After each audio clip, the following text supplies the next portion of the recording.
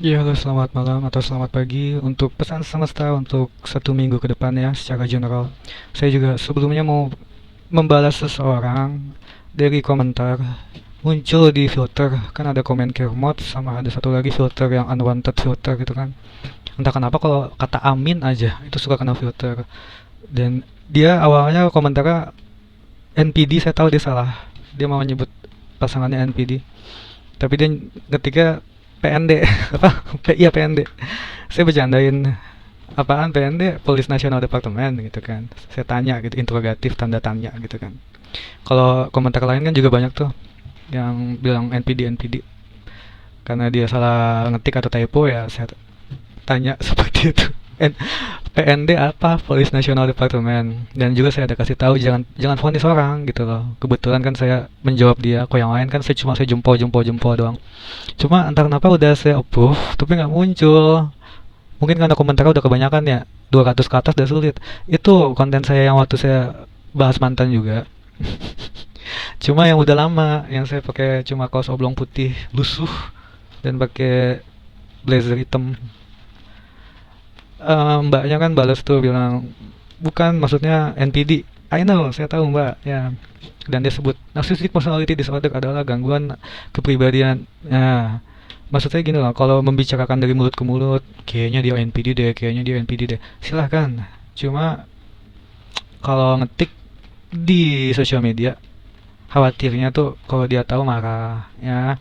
Atau ada teman dia yang nggak terima. Karena memang kalau kamu tanya psikiater dan psikolog, tidak boleh kita memvonis, ya. Jatuhnya dikira nanti memvonis. Sih cuma mencoba nasihatin aja. Karena juga saya lumayan sering ya ke psikolog ya, borderline personality disorder, lalu ada ya narcissistic personality disorder. Bedanya itu ya, kalau NPD itu biasanya biasanya ya seperti bos, udah punya jabatan segala macam. Di luaran tuh seperti semua orang pada patuh sama dia, pada takut sama dia, pada menghargai dia. Biasanya merasakan tuh ibu rumah tangga biasanya. Kalau di rumah jadi beda, ya. Suka gaslighting. Gaslighting itu tuh membuat orang jadi kayak serba salah, terutama orang yang dia cintai. Justru orang yang mencintai dia dan dia mencintai itu pasangannya, ya, bisa cewek bisa cowok ya, nggak mesti laki-laki. Itu justru yang paling gampang di gaslighting. Di gaslighting itu jadi kayak serba salah, ya. Saya pernah di gaslighting sama orang ya. Aku curhat semua lah ya gitu.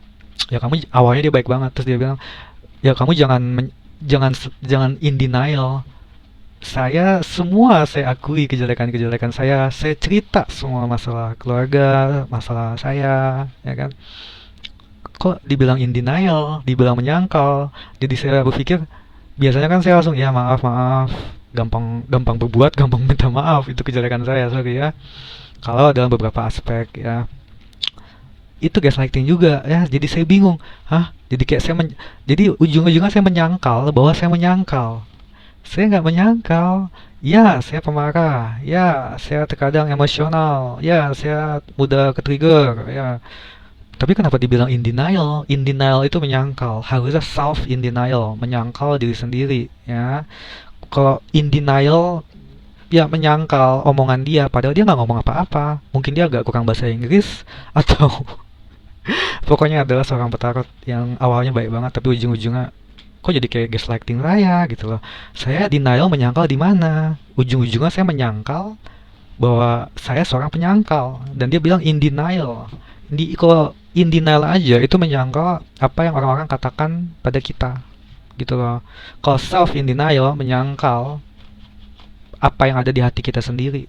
Contoh, misal ya aku pelangi, tapi aku menyangkal, aku bilang ke semua orang aku bukan pelangi, itu self in denial.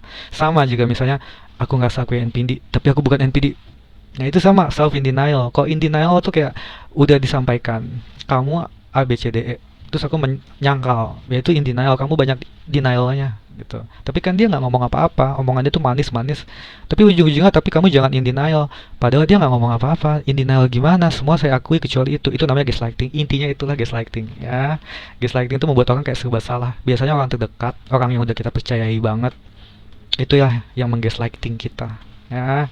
Dan jangan pernah memvonis, apalagi kalau di tempat umum ya. Kebetulan mbak itu yang saya balas, tapi nggak ketemu tuh komentarnya ya. Padahal udah saya jempolin di menu like, tuh kan, menu like udah saya jempolin, tapi begitu saya klik kok nggak ada, nggak ketemu. Itu yang sekali lagi yang konten mantan juga, yang saya pakai kaos putih ini hitam, yang view-nya cuma 16.000, bukan yang atas. Dicari aja tuh, nanti saya juga mau cari. Betul mbak, betul. Tapi jangan vonis, apalagi depan publik.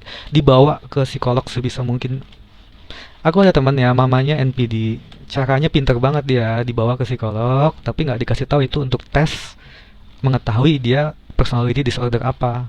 Ternyata NPD. Jadi jangan dibilangin kalau itu untuk tes apa, bilang aja untuk agak sulit ya kalau suami atau pacar, apalagi kalau cuma pacar. Ya, ya dibawa aja bilang ke psikolog, ngobrol, dan nanti mungkin kamu ada ditanya, jawab aja, santai.